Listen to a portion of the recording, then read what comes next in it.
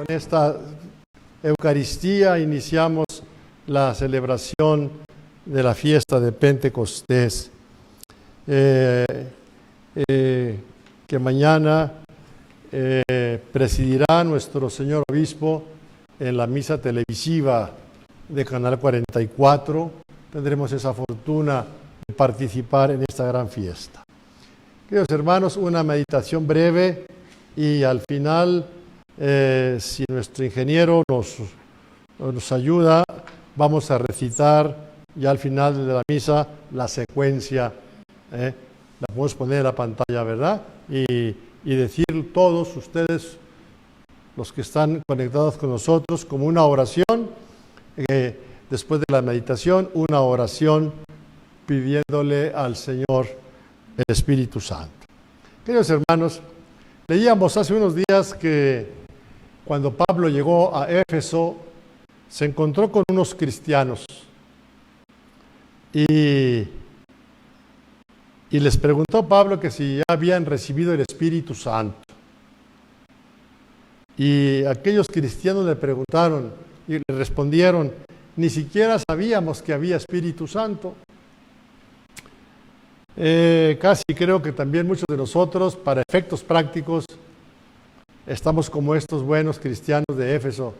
Ni siquiera sabíamos que había Espíritu Santo. Porque no nos han explicado, no nos han dicho. No ha habido una catequesis, nos faltan muchas catequesis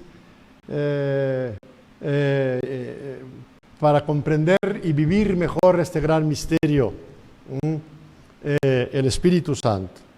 Hace algunos años un cardenal belga decía que el Espíritu Santo era el gran desconocido. Y yo creo que sigue siendo el gran desconocido. El gran desconocido. Y podríamos resumir diciendo las palabras de Pablo a los romanos: el que no tiene el Espíritu de Cristo no es de Cristo. Vamos a decirlo en la manera más práctica nuestra todavía, más práctica.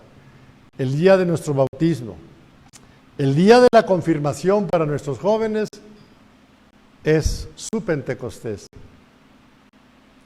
Es por el ministerio sacerdotal y episcopal la efusión del Espíritu Santo sobre nuestra vida, que es el que nos acerca a Dios, el que hace posible que creamos y que vivamos nuestra fe. Vamos a comentar las lecturas brevemente. Hemos elegido, es una opción para hoy, hemos elegido esta visión del profeta Ezequiel que a mí siempre me ha fascinado. En síntesis, el Señor, el Espíritu inspirado, lleva a Ezequiel y lo pone al borde de un valle inmenso, lleno de huesos calcinados, porosos, quemados por el sol. Tal vez ustedes, los que no son de extracción campesina, no saben qué es un hueso calcinado. Los que somos de extracción campesina sí sabemos. Cuando nos encontrábamos en el campo huesos de los animales muertos, calcinados, un año allí tirados, blancos, porosos, no pesaban nada prácticamente, porque habían perdido todas las aves, todo, secos, calcinados, porosos, como cuarteados, totalmente sin peso alguno. O sea, la total carencia de vida. Tal vez un poco de yeso ahí, que todavía con cierta forma de esqueleto, pero de los animalitos, pero esos huesos no tenían una menor, ¿va? Eran una materia inorgánica, eran un componente químico, el hueso, los huesos calcinados. El Señor pone al profeta frente a un valle y que está lleno, saturado de huesos, secos, calcinados. Allí puede haber lo que quieran, menos vida. es precisamente lo opuesto a la vida. Es estar en la muerte, es la nada, es el vacío, los huesos calcinados, porosos, quemados por el sol. Y entonces el Señor le dice al profeta, ¿podrán revivir esos huesos? Señor, pues tú lo sabes. Si me preguntas a mí, te digo, no, pues, si tú no lo haces, ¿no? ¿Cómo van a revivir esos huesos? Fíjense que de niños nosotros incluso juntábamos esos huesos así, porque había quienes los compraban y se usaban para no sé qué cosas de refinación. Entonces vendíamos huesos, los juntábamos en el campo y esos huesos podrían revivir. Tú lo sabes, Señor Dios. Y me ordenó, conjura así a estos huesos calcinados, escuchad la palabra del Señor. Esto dice el Señor Dios a estos huesos: yo os voy a infundir espíritu, es decir, aliento, vida, para que reviváis. Os injertaré tendones, os haré crecer carne, tensaré sobre vosotros la piel y os infundiré un espíritu para que reviváis. Nosotros vivimos por el soplo divino. La palabra espíritu significa soplo. La palabra hebrea, ruach, o griega, pneuma, es aire, es viento. De ahí viene la palabra neumático, la rueda de los carros que tienen aire. Eso es lo que respiramos para vivir. Y cuando el aire está envenenado, pues nos morimos. Cuando Dios en la creación hace un muñeco de barro, es eso, un muñeco de barro que está ahí tendido, no tiene vida. Pero Dios le sopla su hálito, su aliento, su espíritu en la nariz. Y aquel muñeco de barro se convierte en el primer hombre, en Adán. Adán, el hombre quiere decir hombre, y Adamá quiere decir tierra en hebreos, se juega con las palabras. Entonces os infundiré ese espíritu, ese hálito, para que respiren y puedan vivir. ¿Va? Entonces, dice el profeta, pronuncié el conjuro que me había mandado y mientras lo pronunciaba, hubo un estruendo de rayos, de terremotos, y un ruido tremendo, así como en película de terror, y los huesos se ensamblaron, se empezaron a crujir y a moverse y a ensamblarse unos con otros, a formar esqueletos. Qué visión tan surrealista, ¿verdad? Tan curiosa.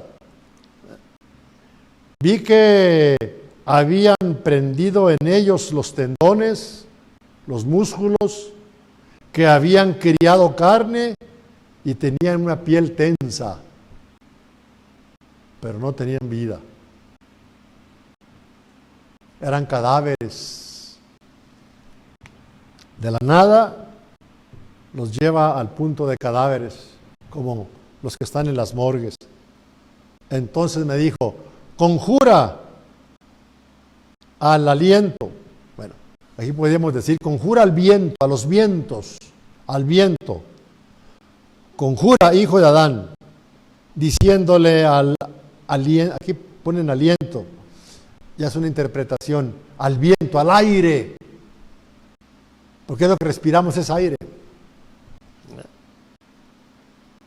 Esto dice el Señor, vengan vientos desde los 4 puntos cardinales y soplen sobre estos cadáveres para que revivan. Pronuncié el conjuro que se me había mandado, penetró en ellos el aire, el viento, revivieron y se pusieron de pie. Eran una muchedumbre inmensa. Es una visión así kafkiana, una visión buena para una película. Buena para una película. Bueno, es una alegoría. Es una alegoría. Una muchedumbre inmensa. Y tiene mucho que decirnos a nosotros, pues de alguna manera, a quienes nos duele y nos preocupa esta situación, esta contingencia, o más allá de esta contingencia, o antes de esta contingencia, por la lejanía de Dios. Porque lejos de Dios somos ese montón de huesos. Que ese montón de huesos quiere hacer la historia, el mundo, realizarlo. Y no somos más que un montón de huesos, sin el aliento del Señor. ¿Qué quiere decir Dios mediante la acción del profeta a su pueblo? Era un pueblo deprimido, víctima de la tristeza, de la depresión, de la amargura, de la derrota, del pesimismo, porque vivían en el destierro, en el lugar donde no hay esperanza, donde están cerrados los horizontes.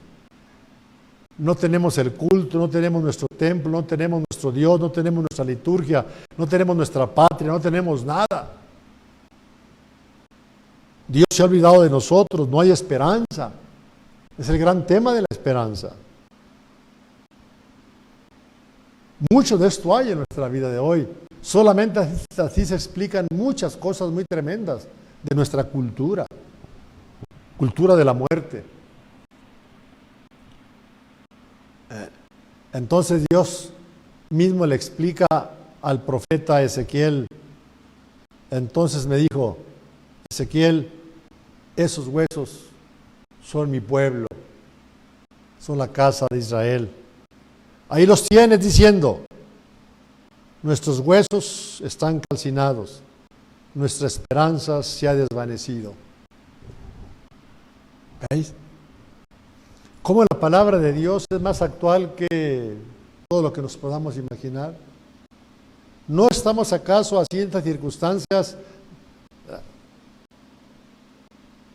perdidos, sin esperanza? Hay mucho de esto.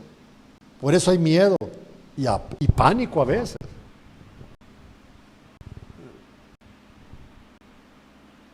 Este pueblo anda, ahí los tenéis diciendo.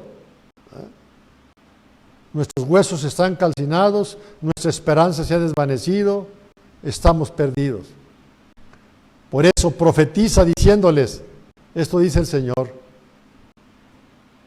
Ustedes en su cultura, en su lejanía de Dios, están muertos, están en los sepulcros, allí viven, allí vivimos. La única muerte es la lejanía de Dios. Donde está Dios no hay muerte. Diles, esto dice el Señor, yo voy a abrir vuestros sepulcros, os voy a sacar de vuestros sepulcros, pueblo mío, y os voy a llevar a la tierra, a su patria. Sabréis que yo soy el Señor cuando abra vuestros sepulcros, cuando os saque de vuestros sepulcros, pueblo mío. Oigan esto. Infundiré mi espíritu. Aquí el traductor no es congruente. Infundiré mi aliento con el que yo vivo, mi respiración, la voy a infundir en ustedes para que reviváis. Entonces os estableceré en vuestra tierra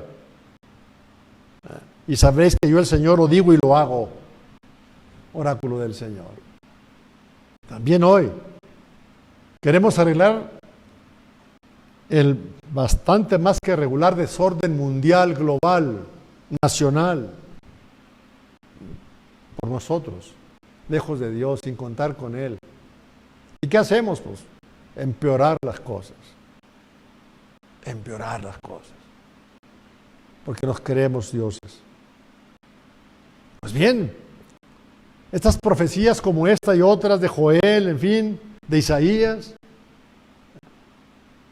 se refieren al Espíritu de Dios.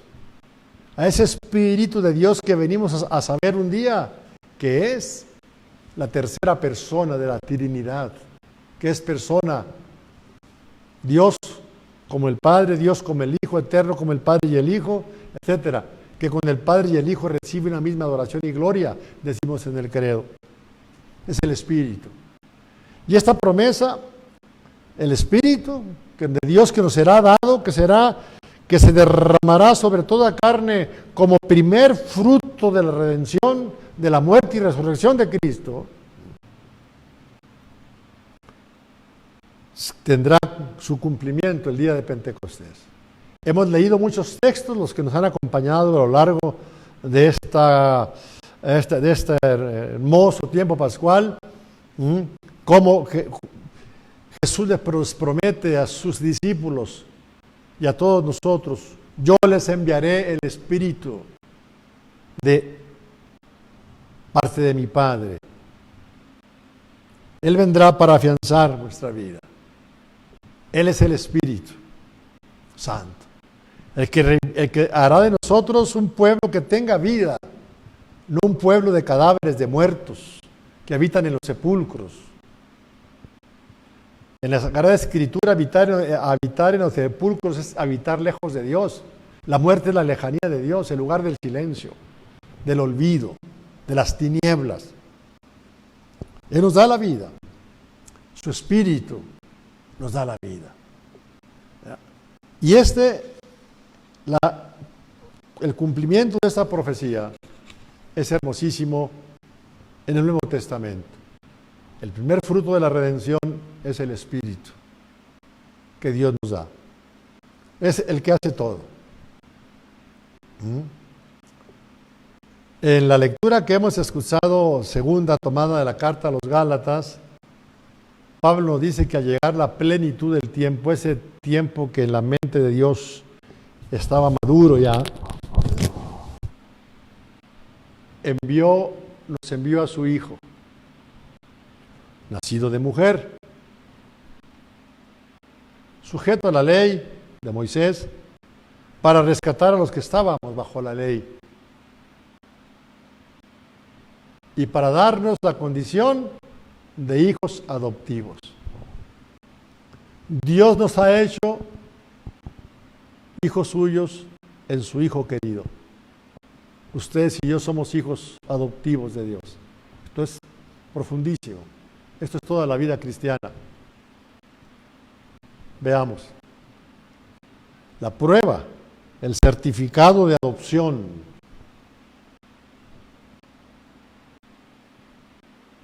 De que ustedes son hijos, es que Dios envió a su interior, a su corazón, el Espíritu de su Hijo. Ese Espíritu que hace posible y que dentro de nosotros grita, Abba, es decir, papá. Si ustedes y yo podemos llamar significativamente a Dios Padre, es por la acción del Espíritu Santo. Por eso dice Pablo, ya no son ustedes esclavos, sino hijos. Y por lo tanto, como hijos, junto con Cristo, ustedes son herederos de la gloria eterna. Como un hijo adoptivo no es un hijo de segunda. Tiene todos los derechos legales, todos. Es importantísima la figura de la adopción. Y Pablo emplea aquí la palabra del derecho romano para decir que nosotros somos hijos adoptivos de Dios, que Dios es nuestro Padre. Y la prueba de ello es el Espíritu que ha mandado a nuestros corazones como fruto de la Pascua de su Hijo querido. Ya no son esclavos, ni extranjeros ni extraños, sino hijos de Dios. Quisiera terminar esto diciéndoles que nuestra relación con Dios es esencialmente filial. Cádense esto. Esencialmente filial. Con Dios no tenemos otro tipo de relación. ¿Cuál? Todos somos hijos de Dios y no se puede ser más que hijos de Dios. De Papa Francisco, Papa Benedicto, nuestro Papa emérito, hasta el más humilde, negrito, indito, más humilde, pobrecito, bautizado, no somos más que hijos de Dios. Y en ese bautismo hemos sido hechos hijos de Dios, porque allí, en el bautismo, se nos ha dado el Espíritu Santo. El espíritu de la adopción, el espíritu que viene en ayuda nuestra, que ora dentro de nosotros, que hace posible la oración. Cuando se pierde esta perspectiva, entonces convertimos esto en religión. Entonces son mis méritos, mis prácticas religiosas, lo bueno que soy, mi humildad, todas mis virtudes, que para maldita las cosas sirven. Lo que tenemos que vivir es nuestra condición de hijos de Dios. Y si podemos nosotros llamar a Dios Padre y decirlo, pero así, tú eres mi Padre, yo soy tu Hijo, con un impacto existencial decisivo, es obra del Espíritu Santo. Por eso el Espíritu Santo está permanentemente con nosotros, porque el Espíritu ruega constantemente por nosotros conforme a lo que Dios quiere, para defender nuestra fe en Jesús o a Jesús dentro de nosotros, para defender nuestra esperanza, nuestras virtudes con sus 7 sagrados dones. Es el Espíritu, todo esto es el Espíritu Santo. Esa efusión que según San Lucas en los Hechos de los Apóstoles, el día de Pentecostés, cuando los israelitas celebraban su Pentecostés, que era el don de la ley, Lucas dice, ahora nuestra ley es el Espíritu, y celebramos la donación, la efusión, el don del Espíritu Santo. En Navidad el Padre nos dio a su Hijo. En la Semana Santa, en los misterios pascuales, el Hijo se entregó por amor a nosotros. Ahora el Padre y el Hijo nos dan el Espíritu. Es el Dios de Trinidad que actúa. Por eso podemos ser cristianos. Los padres antiguos griegos decían, el que no tiene el Espíritu, el que no pide esta forma y no vive esta dimensión del Espíritu, es un amateur, es un aficionado. Nunca va a jugar en las grandes ligas. Todo es obra del Espíritu Santo. Por eso aquí culmina, llevamos a plenitud toda la obra de la redención. Aquí culmina. Y ya a partir del lunes se abre un tiempo largo que va a ir hasta que choquemos de nuevo con el tiempo de Adviento, o aquí, o allá en la otra vida. No, la otra vida pues ya no va a ser Adviento, ahí va a ser el encuentro, por la misericordia de Dios. Esa es la liturgia, nos coloca cristianamente en el tiempo que nos devora. Le damos gracias al Señor por este don, y ojalá que el Espíritu Santo ya no sea un desconocido, que oremos mucho. Las oraciones que están allí puestas, la secuencia, y además de la secuencia, el Beni Creator y la oración, el coloquio de San Agustín, todo está ahí en el sitio web de esta parroquia. Récenlos todos los días y siempre. Son oraciones muy hermosas.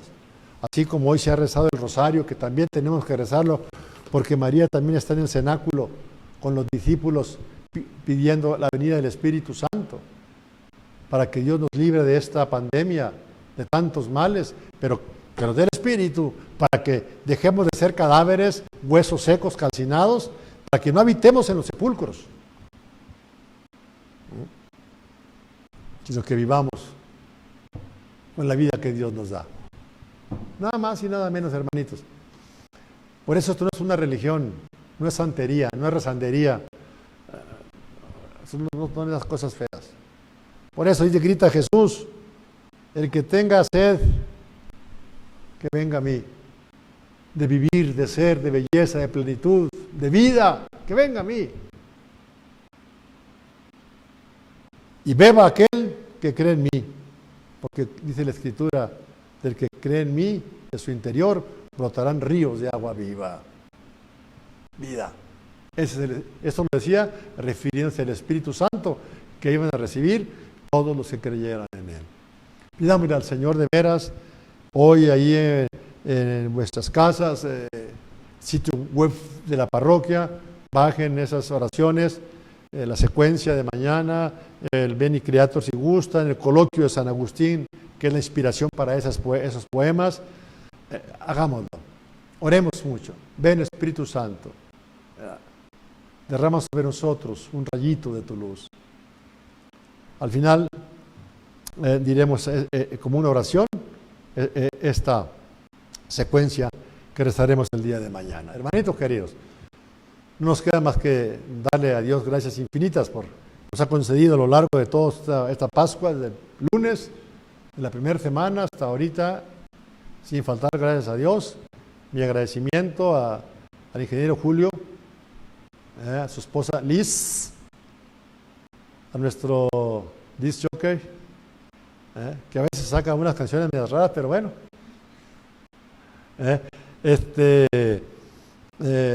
A los que vienen a leer por turnos, ¿verdad? Porque pues, estamos un poquito limitados, ustedes saben las razones.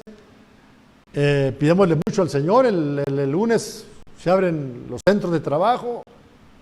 Pidámosle al Señor que nos ayude también en esta circunstancia. El Espíritu Santo puede hacerlo. Y hay buenas perspectivas, primero Dios. Los templos tienen que esperar tal vez porque no tenemos los controles que tienen las empresas, no podemos poner ya chelita para que le tome la temperatura a cada uno que va entrando, pues no ni darles cubrebocas a todos, no vamos a poder. Poner ahí a algunos que le estén tomando la temperatura para entrar a la iglesia, pues va a estar un poco difícil. Y luego las iglesias nos acumulamos y quizá tengamos que esperar. Pero mañana tal vez el obispo nos explicará estas cosas, estará en Canal 44 a la misa de las 9. Vamos a proclamar nuestra fe, queridos hermanos.